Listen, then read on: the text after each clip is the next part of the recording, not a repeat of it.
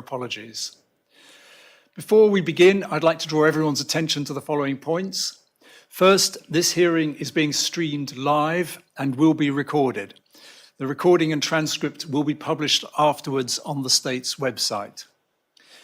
Second, all of us in the room need to remember to switch off our mobile devices. And third, I also want to make clear that the aim of the hearings is to listen to the experiences of our three witnesses and note any lessons learned that could be used to improve the health service. The hearings will not be discussing any individual employment matters. And finally, before we get going, I'm going to ask my fellow panel members to introduce themselves. I'll start this time with Lucy. Deputy Lucy Stevenson. Hello, Lucy. Deputy Philip Balash. Philip, good to see you again. I think I owe you lunch. So our final contributor is Professor Hugo Mascie-Taylor, who was commissioned by the then Health Minister to write a report on clinical governance in the Health and Community Services Department. And he was subsequently appointed as the interim chair of the HCS Board, which he left earlier this year.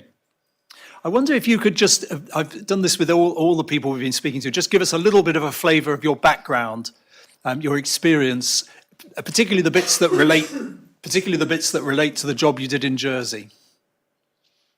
Yes, I'll try and do that. I mean, I was trained and became a consultant physician in Leeds, and then I was a medical director in Leeds and for a decade, and after that I did a variety of jobs. I was medical director of the NHS Confederation, trust special administrator in Mid-Stafford, which was quite a tricky job.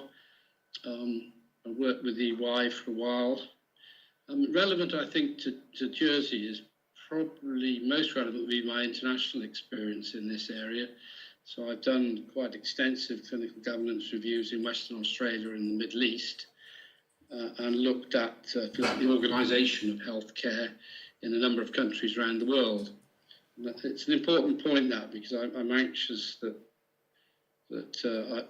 I'm not seen as coming here in some way to push the NHS onto Jersey, which is probably the last thing I'd wish to do, but to try and bring my experience from around the globe to bear on Jersey, which it does have, I think, unique challenges because of geography, but also unique opportunities.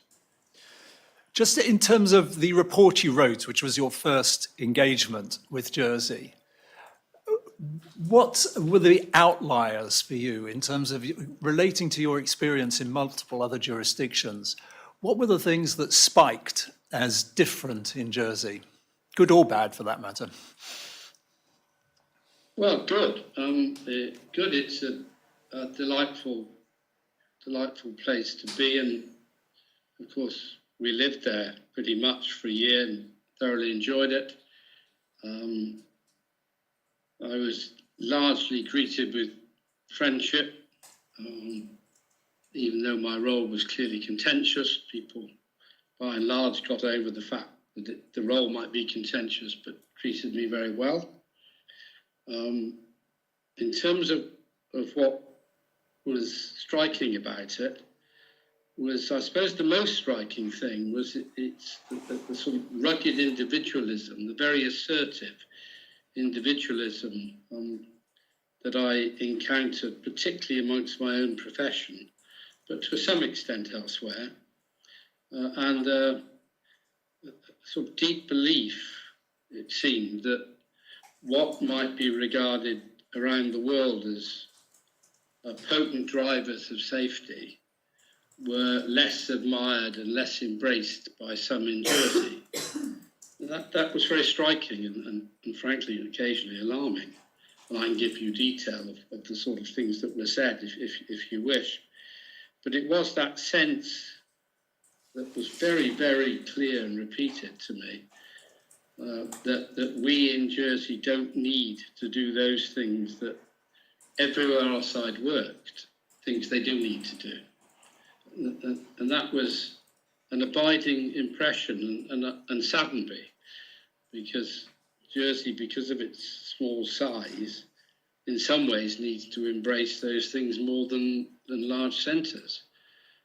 but they were very firmly rejected by some, and in fairness, very clearly embraced by others. So this wasn't everybody at all, but there was a significant cohort who felt that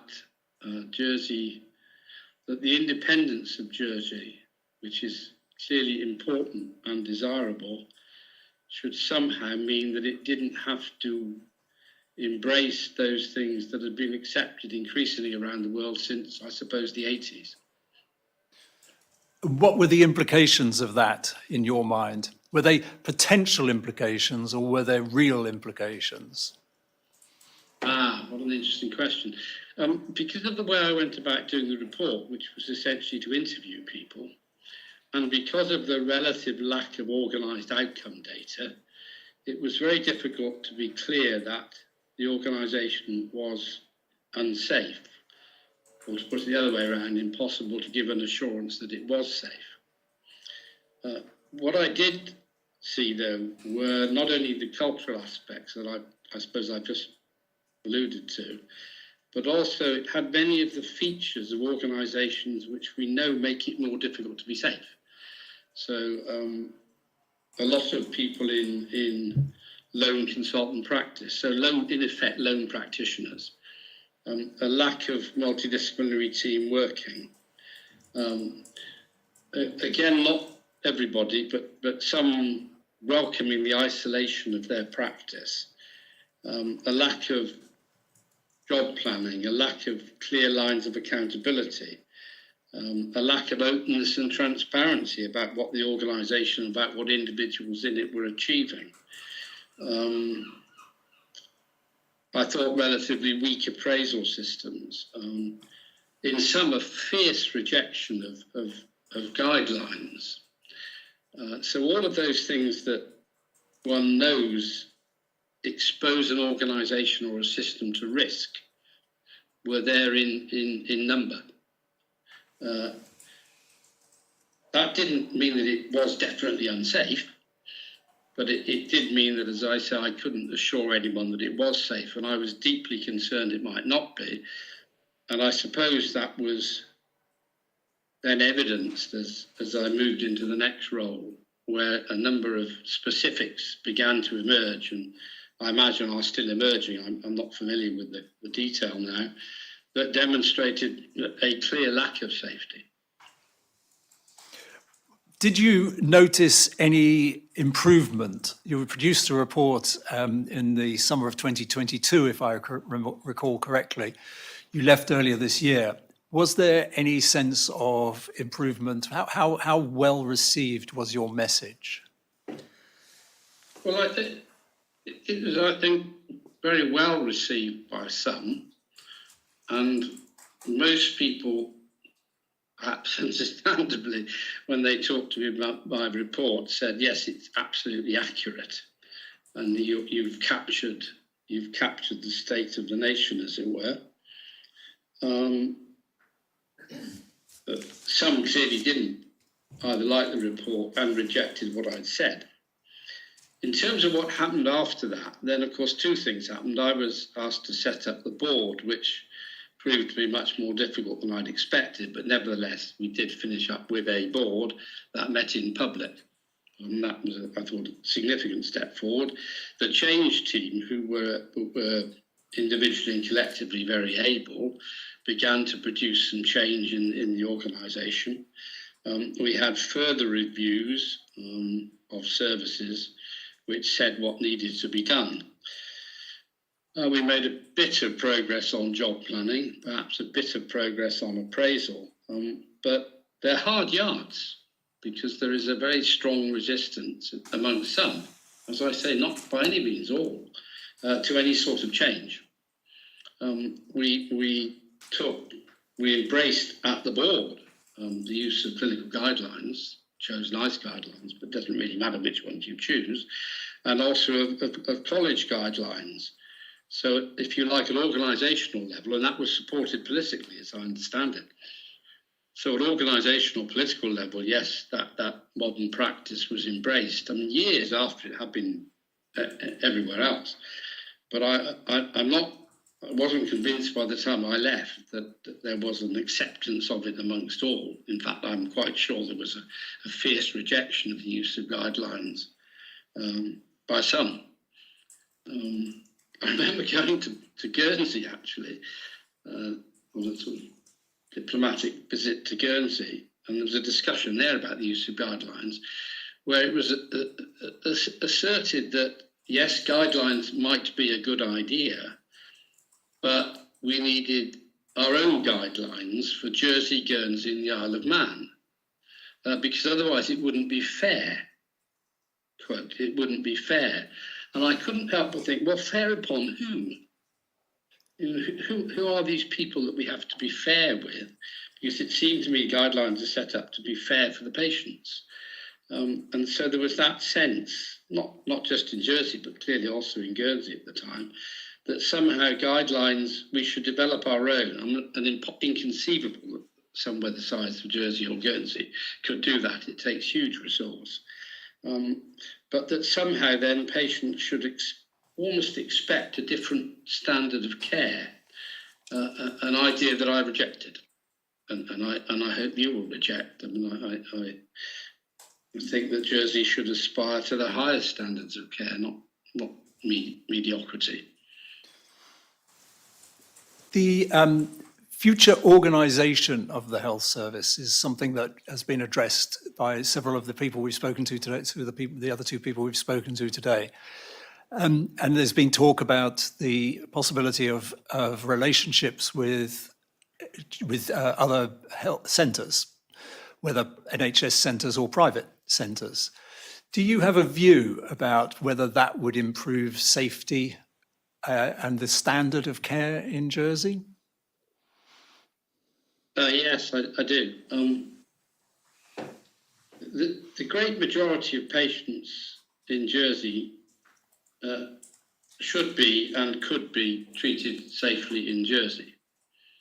So I think that's the first point.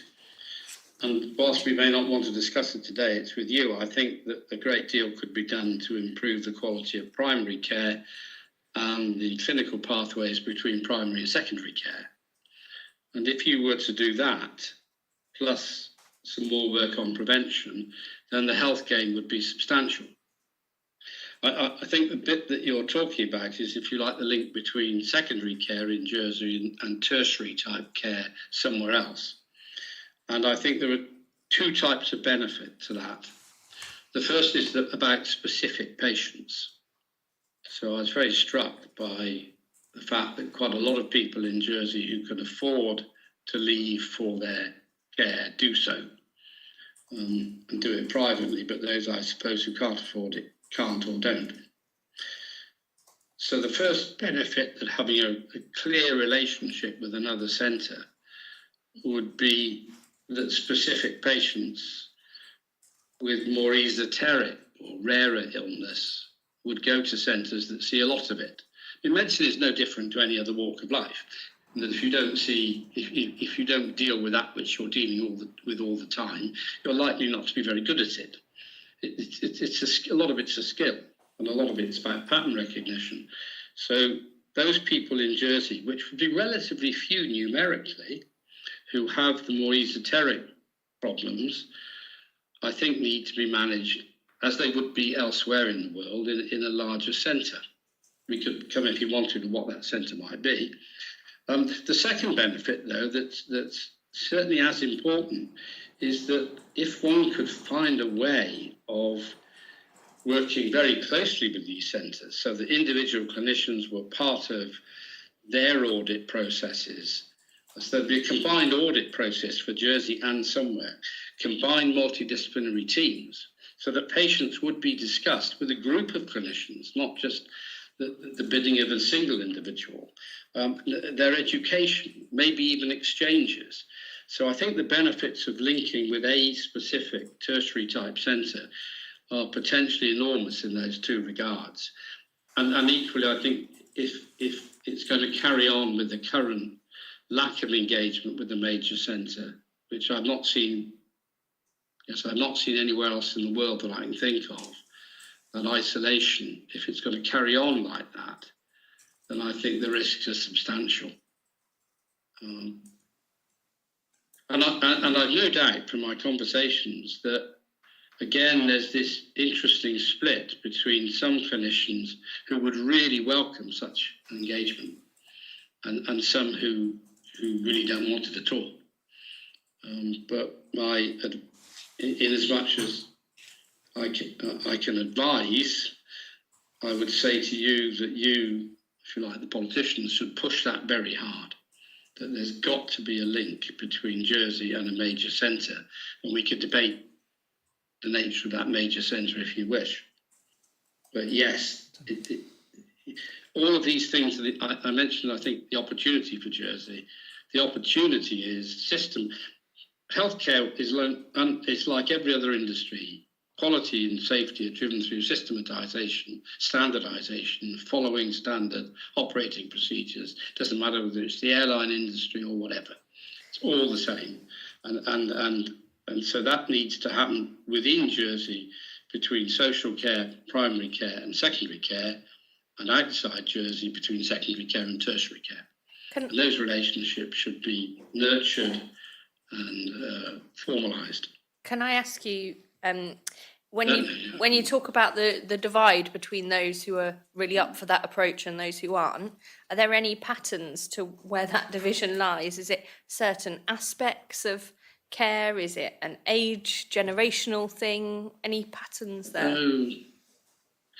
There's a huge danger in me getting this completely wrong and being unfair. But I think there is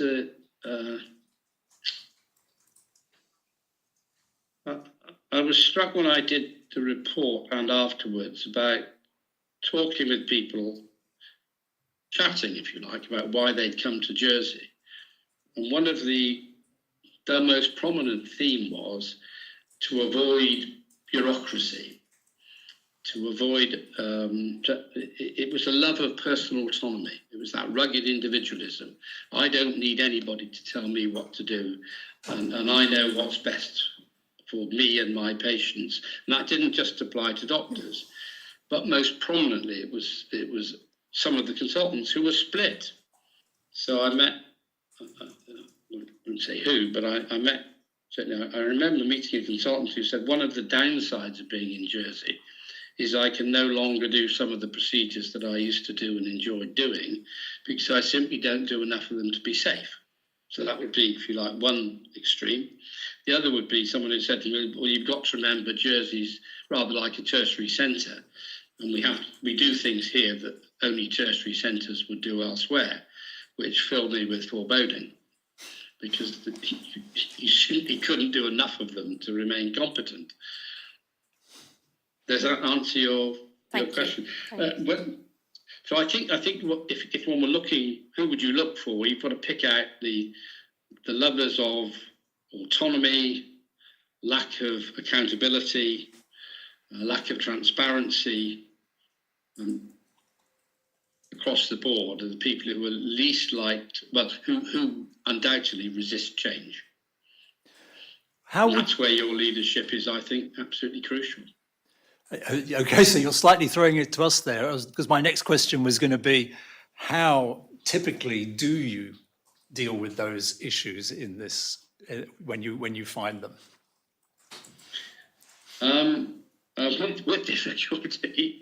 So I'm not pretending this is an easy task anywhere that I've ever been, but really by pretty assertive management,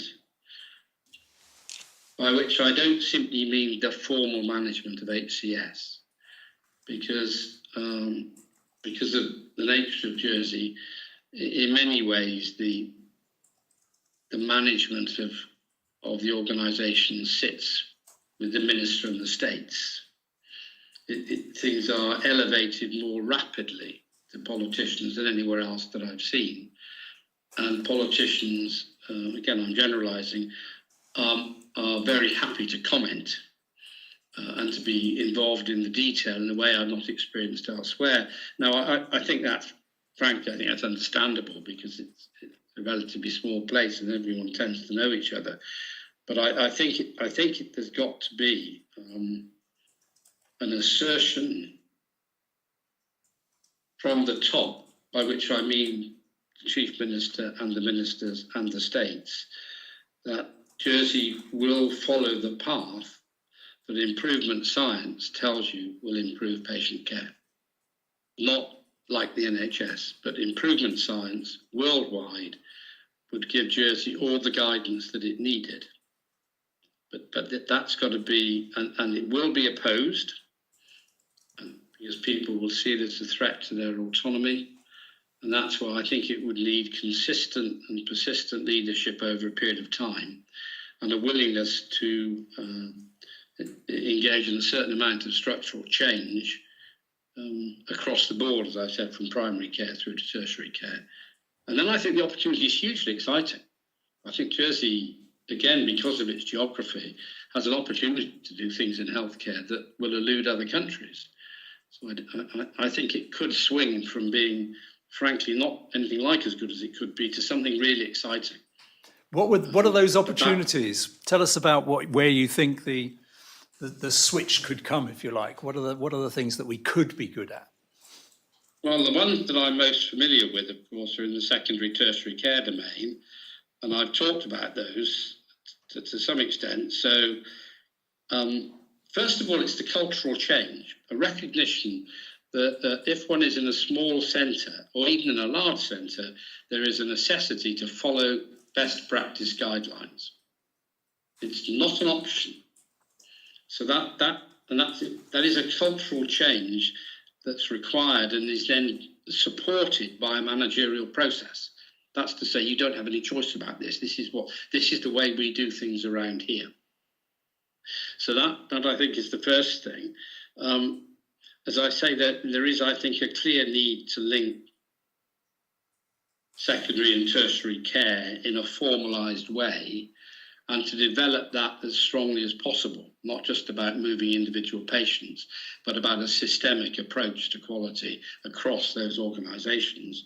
And then the area where I spent much less time and probably less well informed would be, I do think there's an opportunity in primary care in Jersey, which in some ways is constructed rather differently to elsewhere, to systematise that. And I think one of the sad things is the lack of agreed clinical pathways, again, between primary and secondary care. It's ad hoc. It's based entirely on the whim of the individual, as opposed to systematising it and saying, this is the way we will manage this disease entity in this place. So those are the themes, and I could go on forever about them if you want. I suspect you don't. Another thing that's talked about a lot is the role of private healthcare in Jersey. We have The role of private healthcare in Jersey and insurance and so on. And I wondered if you, maybe outside what you considered your orbit, but did you form views about the role that private healthcare should play in Jersey? Should it be expanded? Should it be changed? Should it be less? What sort of, do you have any thoughts on that area?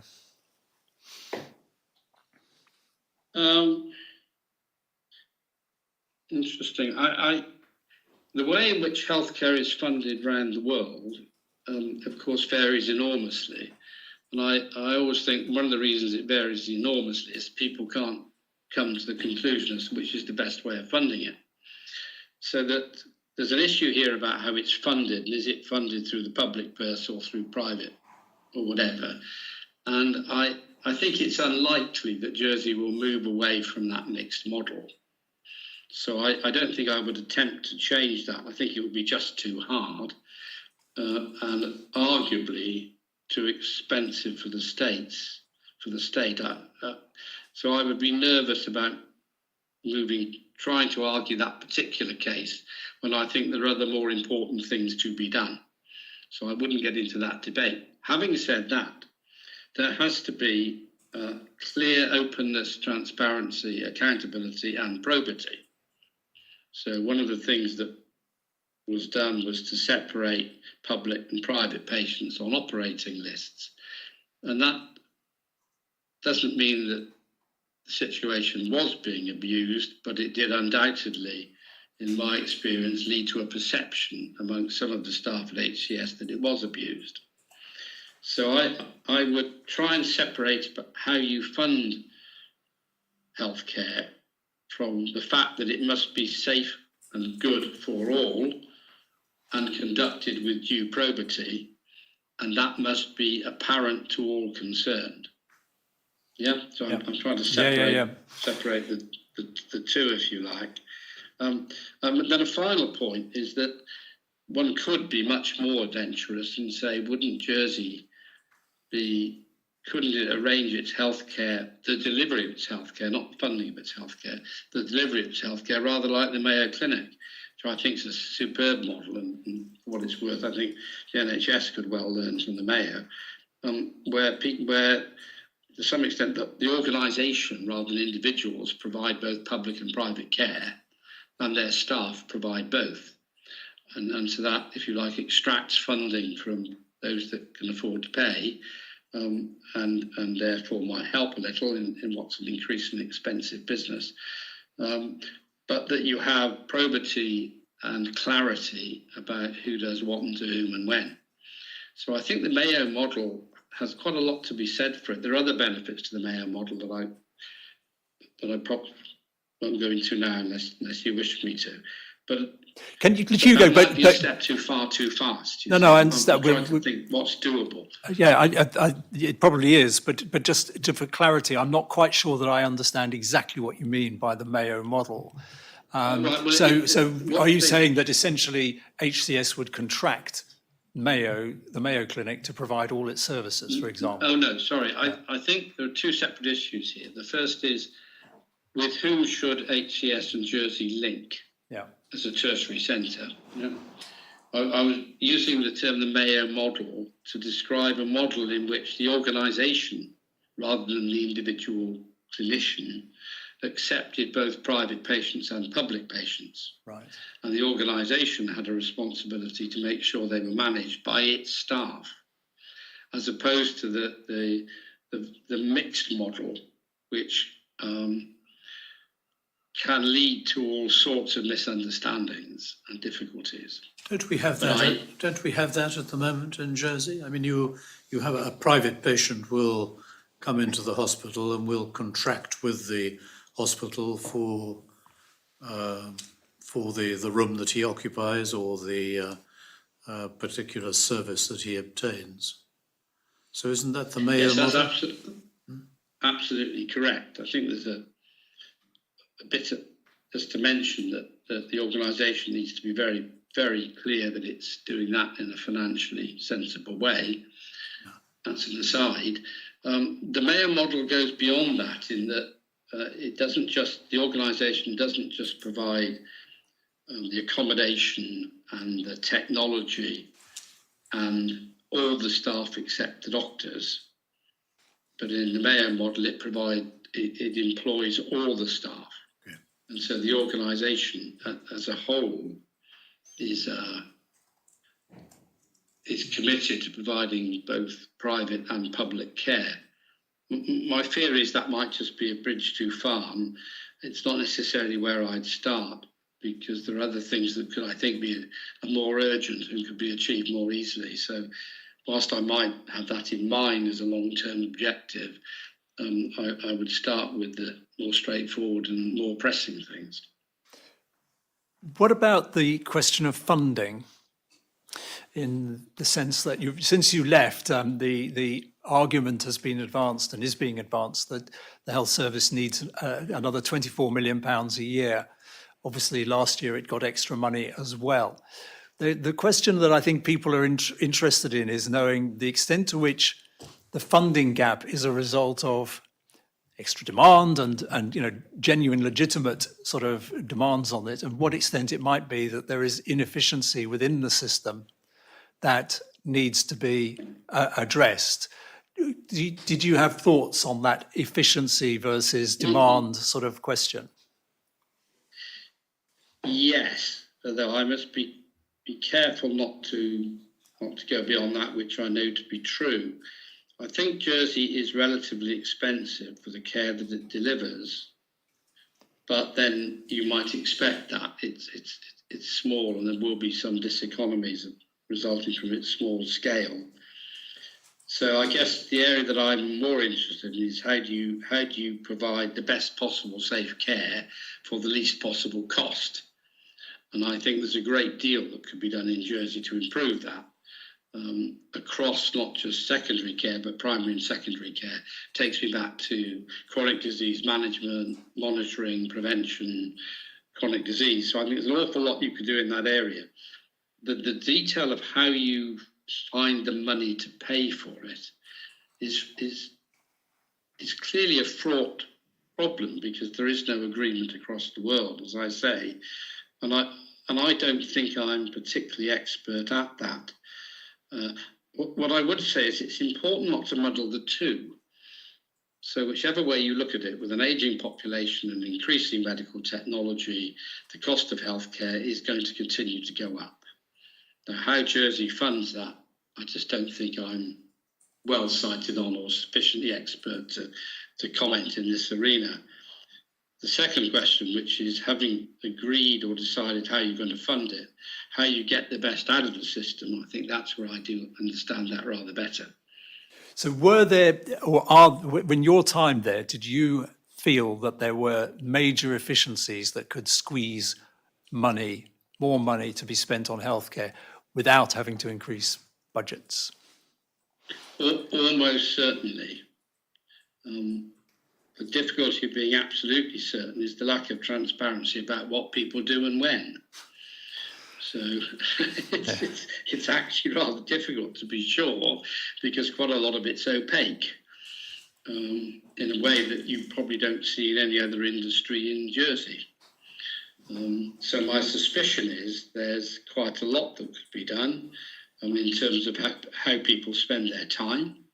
I suspect there are some important skill mix questions to be addressed, not just in secondary care, but in primary care.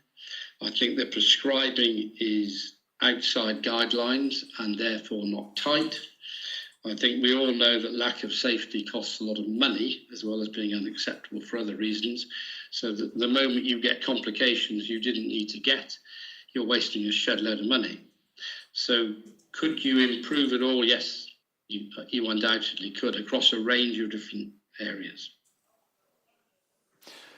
And you've spoken about... You get the bigger bang for your buck, to put it. Yeah. So that all comes back to your points about transparency and organisation and rigour and so on. I mean, if you were, if you were to sort of say, what are the top 3 things or 4 things or whatever that you would do to drive the change we need in the organisation? And that could be across safety, it could be across efficiency. Where would you concentrate your efforts?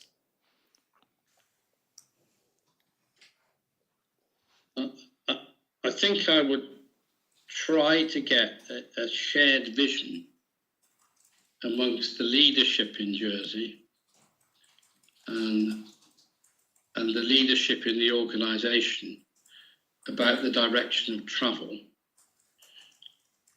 And I would be as assertive as I could be about stopping individuals having the right to veto. I've never worked anywhere where the feedback loop between senior members of staff and senior politicians was so rapid, and where some senior politicians were very prepared to intervene, if you like, on behalf of their friend or colleague. So I suppose what I would try and do is to elevate the debate and say, we in Jersey, without fear or favour, whatever our relationships and our friendships, we'll do that which is driven by what's well demonstrated in the area of improvement science. And I think having that, if you like, elevating the debate above personalities would be the single most important thing in Jersey, because so much I found discussed about individuals as opposed to about systems, about who liked who got on with who. Some of that's inevitable. I mean, it's part of a democratic system. But I would try and move the debate a bit away from individual individual thoughts and discussion to how collectively can we design a system on Jersey which is above all of that, but will undoubtedly run into all sorts of vested interest. And that's why it would need to be an assertive approach. So strong leadership from the top, I guess, is the answer to the question. Just to go back to the finances briefly, Yes. do you see it as, was it a concern to you, and does it remain a concern that we don't have a member of the board in that role with a specialism in finance? Both. I think that the board is a unitary board, and therefore everyone has a fiduciary responsibility, so it's a shared responsibility. But if I were to look at the board, I think, as I saw it, it probably needs a greater non-executive presence from someone who understands the absolute detail of the way hospitals are run, and it needs a strong financial presence, which somebody like Obi, who I guess you all know, who I think is quite outstanding, delivers. But it'll then require political will to both, I suspect, find new money, but at the same time demand the sort of efficiency and effectiveness I've been talking about. It's not either, it's both. You know, I really can't sit here and say, I can suggest a way in which you will spend less on healthcare. But I do think I can sit here and say you get a lot more for your money if you did some of the things that I'm suggesting. And not just that I'm suggesting, but that every report I've seen has suggested. I mean, if you read back over all the reports, they all say pretty much the same thing.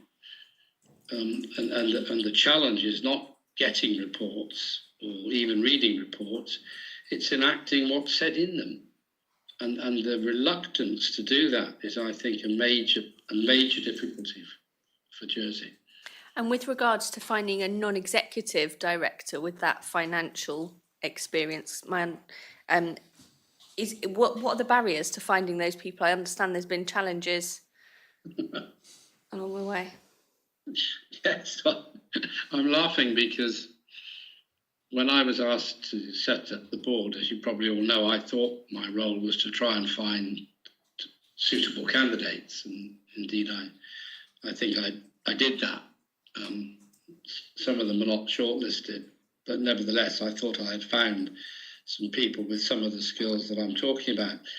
What was interesting is that naively I thought the one group of people that we'll have in abundance on Jersey would be very skilled and able people in the finance sector. So, if you like, when I set about recruiting non-execs, I thought the easiest one would be finance. And it proved not to be the case, because people in that industry, trying to find the right form of words here, clearly didn't wish to engage with what they saw as the difficult politics of Jersey in this domain. So I talked, and I don't name them, but I talked to a number of leading lights in finance about the possibility that they might apply for the role. I was seeing them as, say, potentially chair of an audit committee. And there was, amongst the people I talked to, a reluctance to be involved in what they saw as a very difficult political football. Thank you. Speaking more about the board, I mean, what do you think that needs to happen with the board now? Well, of course, I'm not now familiar with the detail of it, as you know, so I'm in a bit of difficulty. But the board needs to have on it. I think the people on it are, in my experience of them, very able and very committed. That's good. I think it needs specific experience, as I just said, in terms of finance and probably a detailed knowledge of how hospitals run. And it needs an effective chair. The role of the chair is crucial. And as I understand it, there isn't a chair. I may be wrong about that, and if I am, I apologise. There's no substantive chair. There's no. Well, I think that's unfortunate. I think that the organisation does need that sort of leadership, and indeed the non-execs need that sort of leadership. Now, I can understand why. Well, it may be that given that the role of the board or the presence of the board is going to be debated later in the year, I suppose there's a pragmatic approach which says, well, you couldn't get anyone to be a chair for that shorter period. I don't think I'd agree with that. I would make every effort to get a substantive chair to signal intent, unless the intent is, of course, to do away with the board, in which case there's no point in signalling that intent, is there? I think it'd be sad if the board goes, but that's not within my gift. But your report recommended setting up a board, so you believe that a board can bring the kind of is an important part of the change that's needed. Perhaps you should explain why that is the case. Yes, well, in part it's the case because that's what happens everywhere that I know. And it happens not just in healthcare, but it happens across many, many different industries. And it's always seemed to me the key to it is the non-executive presence, which demands openness and transparency, and is empowered to ask the right questions of executives and hold them to account. You'll recall there was a board in Jersey in the past, but it didn't function, in my observation, as a proper board. It was more like a partnership group. And I do think that any organisation in any walk of life, not just healthcare, is well served by having a group of people who are fearless and knowledgeable and ask the right questions. And at the risk of being too blunt, that's a role that politicians, by and large, can't fill because it's not their background. So politicians have a different role, crucial role. So the minister should be setting policy. Absolutely vital. So what is the strategy for healthcare in Jersey?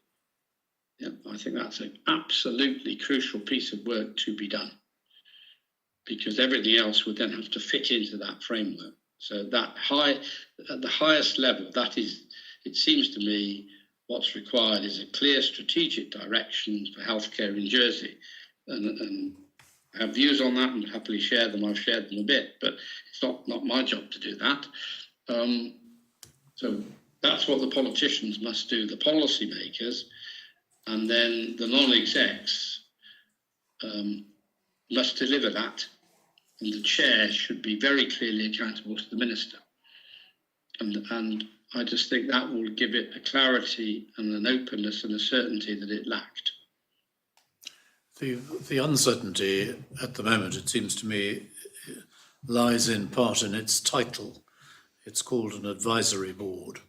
And Yes. The question is whether it is an advisory board or whether it's an executive board of some kind, and who accounts to whom.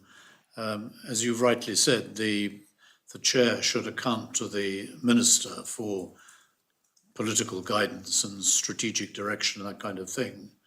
But should the senior leadership team of the hospital not be accountable in some way to the board? Absolutely, it should. So that I would see the line of accountability as being, if you like, employee, ultimately through to the chief officer or chief executive or director general, whatever you want to call them, and the director general, chief officer should be accountable to the chair and the non-execs, and the chair should quite explicitly be accountable to the minister, and the minister to the states and the states to the people. I mean, when I became medical director in Leeds many years ago, quite a lot of my colleagues and indeed some friends rang me and said, now that you are our representative on the board, we'd just like to bend your ear about this or that. And I said, well, let's stop at that point, because I'm not your representative. I absolutely genuinely wish to work with you. and I genuinely wish to hear what you have to say. But my accountability is not to you. I'm not elected. This isn't a democracy. I've been appointed. And so I've been appointed by the board, and my accountability is upwards to the board, and through the board and through the chair to the minister. And everyone in that hierarchy has to fulfil their roles. Does that? Yeah. Thank you. That's very helpful. Yeah. One of the other things that's talked a lot about is management and the numbers of managers and the quality of management in the system. Now, I think it's slightly amorphous in my mind what people are talking about when they say managers or management. But I wonder if you had views about, are we overmanaged in our system or undermanaged, or is it a quality issue or a combination? I mean, where did you see that? Well, I wouldn't. It is unquestionably undermanaged. And I'm differentiating there between management and the number of managers. Okay. Yes? Yeah. So that I think when I did the report, the most senior manager was the Director General, and the next was the Chief Operating Officer, and beneath that 4 chairs of divisions, all of whom were doctors. So amongst the 6 most senior managers in the organisation, 4 were doctors. So it was as clinically led an organisation as I'd ever seen. But when I talked to those 4 doctors, they didn't seem to grasp that they had a managerial role. So that may have been their problem, may have been they've not been trained or whatever. But I think what we've been talking about, what I've been talking about, is a lack of what I would regard as management. So it's a lack of leadership and a lack of management, and the leadership comes right from the top, and the detail of management is within the organisation. And I think there is every room there for clinical involvement in that management, but then the clinicians have to understand their managers. They're not there to defend the status quo or to defend their colleagues. So I do think the quality of management could probably be improved. There's a genuine difficulty in importing people to Jersey. And one model, well, I'm not advocating this, but one could at least think about it for clarity. You could offshore the management. So I don't think that an NHS partner would be prepared to try and manage a hospital in Jersey, even if people in Jersey wanted that to happen, which I also think is highly unlikely. Somewhere like Cleveland Clinic might actually prepare to manage it. But if you could find some model in which people rotated in and rotated out, then I think that would be worth thinking really hard about that. Because one of the difficulties of becoming a senior executive in Jersey is that it may well be your last job in management. It's hard to get back from, rightly or wrongly, so that it's not necessarily a good career move for, I don't know, someone in their early 40s or late 40s. And so I think when you look to recruit general managers, then it's more difficult because of Jersey's isolation. And that's another potential benefit of working with a partner, which is that if there was a way in and a way out, and not only does that bring new ideas and refresh ideas, but it allows people, and what would be a very exciting opportunity, to go to a small hospital, as you might elsewhere in the world, and manage that. So at the moment, the career, you'd be better off, frankly, taking a deputy chief exec job in most healthcare organisations, not just in the UK, but anywhere else. So if I were advising a 40-year-old what to do, I'd say, well, don't leave the system, don't leave the main system. Get yourself a deputy job and work up that way. Whereas if there was a way of saying, no, go off and work somewhere else and deal with the challenges of a different place, then I think that would be really helpful. And it would be truly developmental. I mean, I found my time in Jersey to be a learning experience. I found it really, really interesting and really helpful. It made me think about things I'd previously not thought about. So I think there's, again, every opportunity for Jersey, but it has to embrace that partnership. You mentioned earlier about strategic direction and said you had thoughts on the strategic direction that the island should take in terms of its designing its high-level strategy for healthcare. What are the broad outlines of those things? Accepting that you're not the person to do it, but you know, just asking an opinion. Okay. Well, I think that let's focus on the opportunities that Jersey has. It's small geographically. It's got a population of about 110,000 now. I don't know. And what are the challenges? Well, an ageing population, chronic disease management, as they were everywhere in the world. So I think the first thing I would focus on is the management of chronic disease in the community.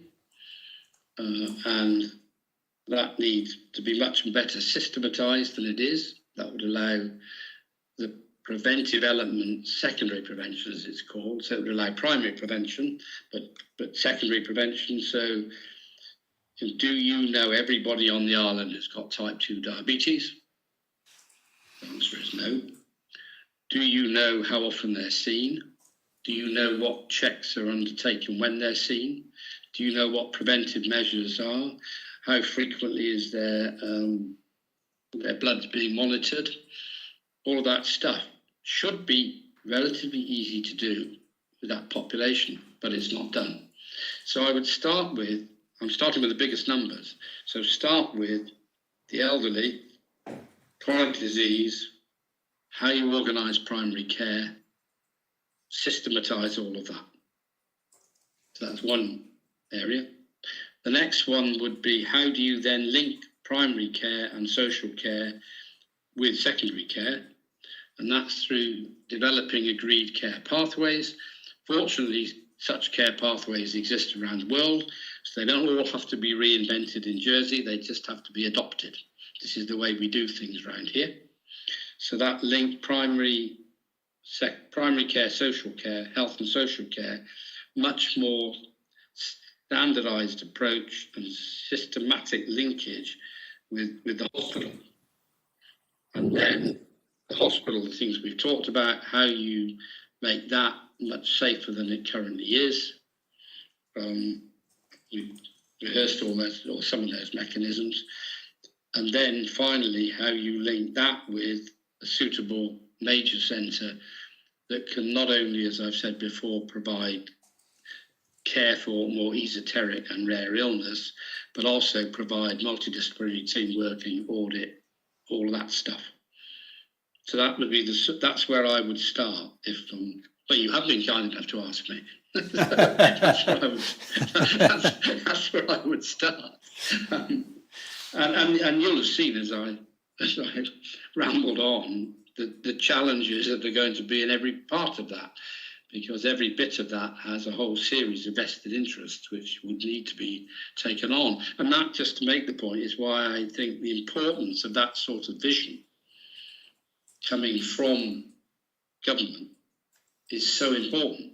That is the direction we're going in. I mean, it may not be, I may be wrong about some of the detail. I'm very happy to accept that and acknowledge it. But get that really clear vision. How does a relatively small place go about delivering the highest quality of healthcare and simply adopt what's been adopted elsewhere? And as I say, it would be, I'd love to have a go at it. I'm not going to, I recognise, but a really, really exciting opportunity that's theoretically much more difficult to deliver elsewhere. And there are examples from around the world that one could look at. So, for example, in Western Australia, nurse-led clinics with the nearest doctor at least 500 miles away, but the telemedicine beamed back to Perth. The monitoring of disease beamed back to Perth. It's the same in Canada. So, the geographical isolation of Jersey is far less than I've seen elsewhere. And modern technology allows you to overcome a great deal of that.